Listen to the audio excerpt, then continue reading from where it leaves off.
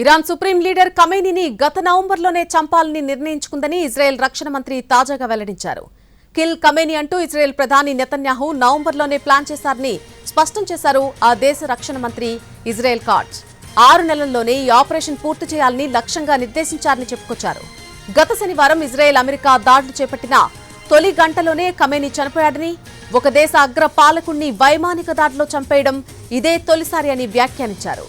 జెరూసలేంలో జరిగిన OPEC pre military అకాడమీల సమావేశానికి హాజరైన రక్షణ మంత్రి Israel Katz Iran supreme leader Ali ఖమేనీని హత్య చేయాలని ప్రధానమంత్రి బెంజమిన్ నెతన్యాహు నవంబర్లో లక్ష్యంగా పెట్టుకున్నారని నాటి ప్లాన్ వివరాలు వెల్లడించారు.